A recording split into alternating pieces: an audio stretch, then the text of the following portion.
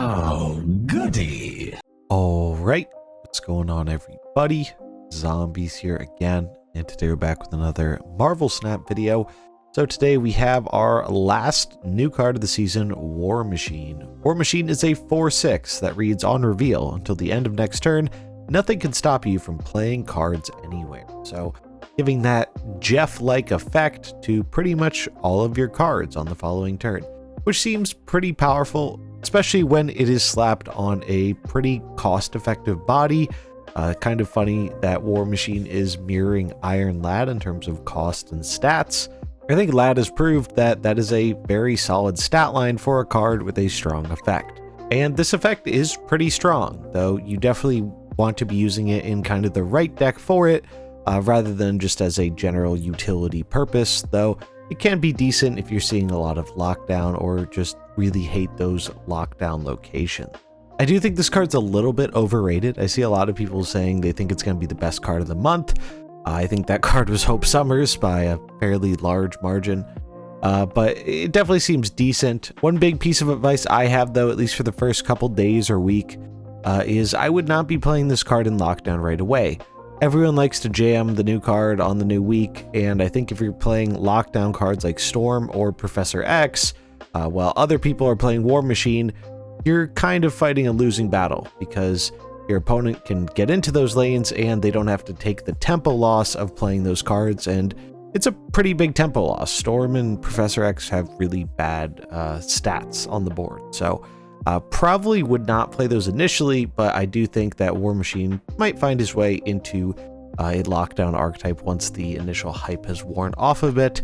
But I think he's actually stronger as an anti-lockdown tool rather than one that lockdown can make use of itself. In terms of the Spotlight Week, we have Silver Samurai and Silk.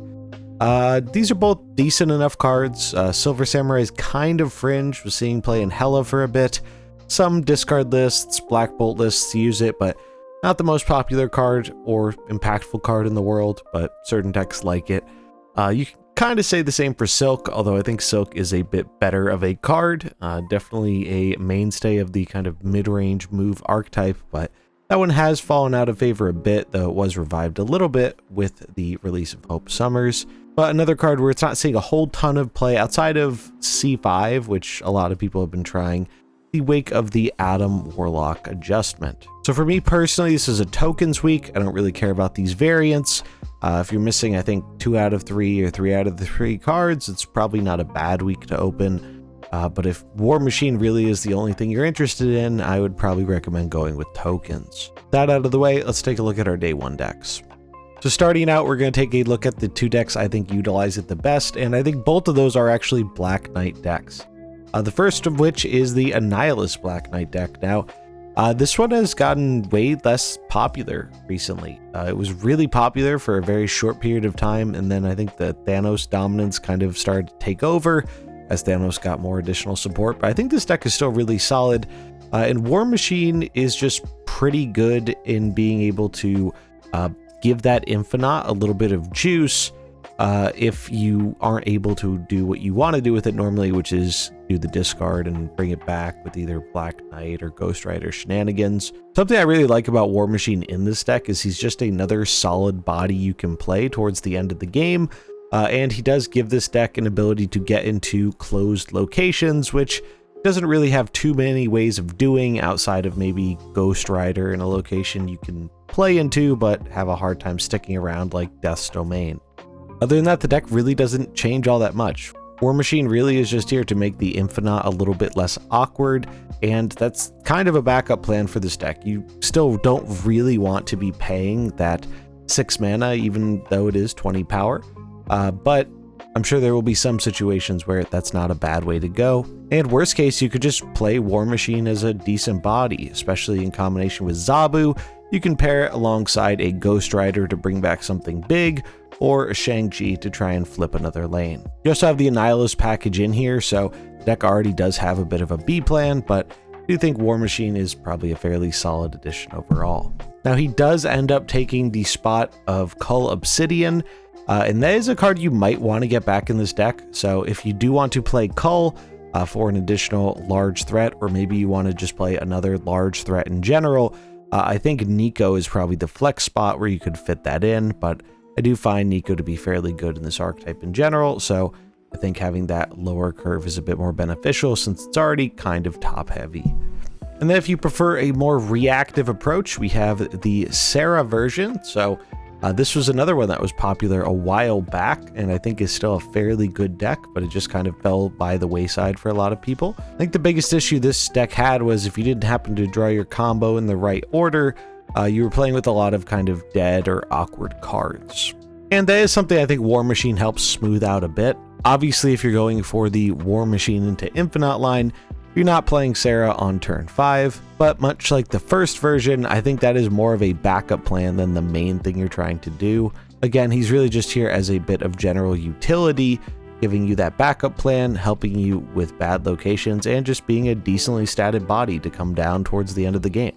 With Zabu and Sarah, you can get down multiple 4-drops, so you can get down 3 4-drops on the final turn, which enables something like getting down a Ghost Rider, Miss Marvel, and War Machine, or a Shang-Chi to flip a lane. Definitely a pretty powerful combination of things to be doing. We do have Magneto as another threat and disruption, since it really needs another big thing to potentially discard outside of just the Infinite, and Magneto is one of the best cards in the game right now, filling that role. We have our 2 discard pieces in Sif and Blade to get those big things out of our hand, Zabu to make our 4s better, Jeff just good with Miss Marvel and good in general, and obviously Black Knight to do the busted Black Knight Ebony Blade stuff. Another direction you could go, and probably the one I think I'm most excited for, is just kind of a mid-range style Zabu deck.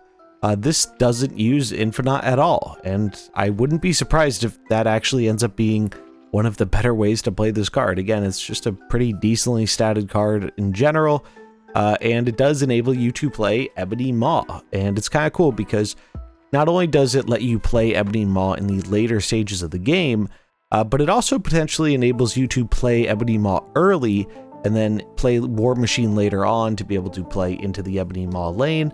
We also have a bit of synergy with Cull Obsidian here as well, allowing you to bypass that restriction and play him in any lane you want, rather than having to play him in a lane with a 1-drop.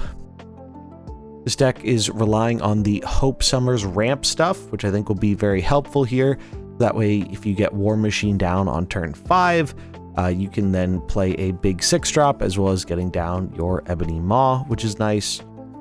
We have Mobius to try and counter more control-y style or other Zabu style decks. Really solid tech card at the moment. And Shang, because, well, Shang goes in most decks at this point in time. You do have a lot of flexibility in getting around the board, and between Vision and Dr. Doom, you have multiple ways of getting into the Ebony Maw lane even if you don't happen to get your War Machine. Now you could put another 4-drop in that Mobius slot, but then I think you're leaning on Zabu really, really hard. We have Kitty because she's just really, really good with Hope Summers. That's kind of the main reason we're running her. You definitely could put something like Miss Marvel or really any 4-drop of choice in this deck.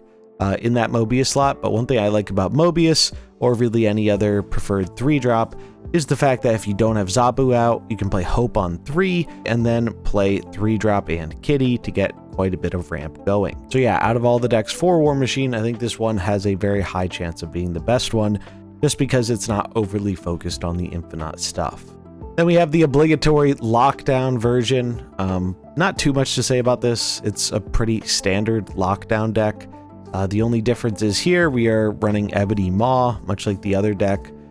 We get those benefits from War Machine, and we have ways of mitigating it with like Vision and Dr. Doom. Otherwise, we're also running Quake because Quake is pretty cool in Stormless. You can definitely fake people out, and War Machine helps mitigate that risk a little bit. One of the risks of doing like a fake out with Quake is sometimes if your opponent plays differently than you expect, you might end up losing the Storm lane. So this can help you kind of offset that, and Quake is also just really good for messing people up with unfavorable locations. Other than that, it's kind of the same core we've had for a while. It does go with the Zabu direction, which I know not a ton of the more recent Lockdown lists have been leaning on Zabu as hard, but I think with 3 pretty impactful 4-drops, it doesn't hurt to have.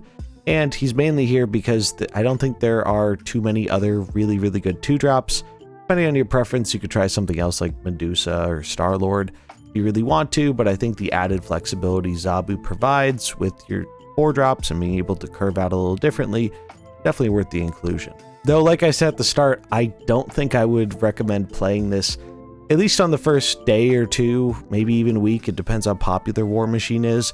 I don't think you want to be playing a Storm lockdown deck with War Machine when he is a popular played card, because your opponent is War Machine. They just don't have to play Storm. They focus on playing their more impactful cards to gain priority, because they can just play their own War Machine, and then they don't really have to worry about the fact that you're locking down a lane. I think this will change over time, and again, I think you can consider Professor X probably more in the future. Just for this release week, I would definitely not be considering it. And then our last deck here comes courtesy of Safety Blade. I really like this idea he has going here. Bringing back Shuri, everyone's favorite point slam deck.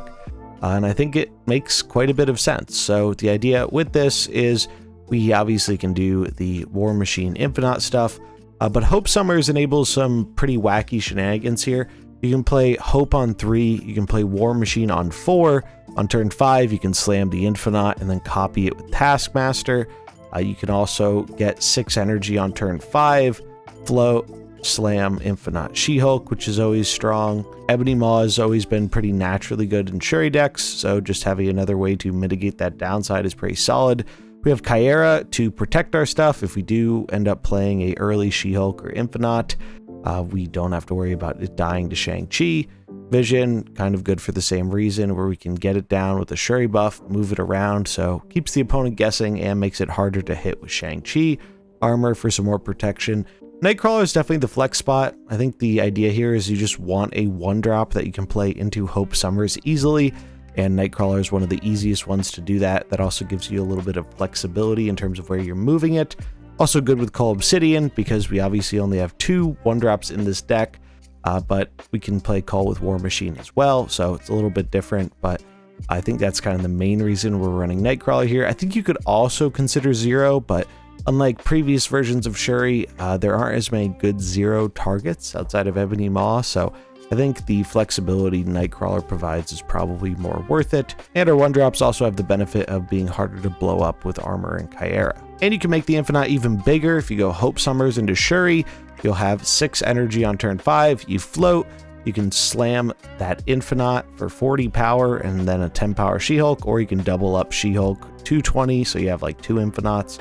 There's definitely some interesting potential there. Or you can just use War Machine on turn 5 with Hope Summers, and that lets you play the Infinite and Ebony Maw on the final turn for a whole lot of power. There we have it. That's going to wrap it up for our day 1 War Machine decks. As always, decks will be linked in the description if you want to grab any of them for yourself. I'd be curious to hear what you think about this card in the comments below. Do you think it's going to be really good? Do you think it's slightly overrated? I'd love to hear it. I think it's going to be kind of weird to evaluate initially, mainly because cards like this are just kind of weird on the first week when everyone's playing it, so it makes the effect a bit less impactful. But as the meta moves on and people go back to like their normal stuff or experimenting with different stuff, I think we'll have a much more clear picture of how impactful War Machine truly is, especially in lockdown style decks. But yeah, it's going to wrap it up for this one. I hope you enjoyed it. If you did, remember to like and subscribe, and I'll catch you in the next one. Peace.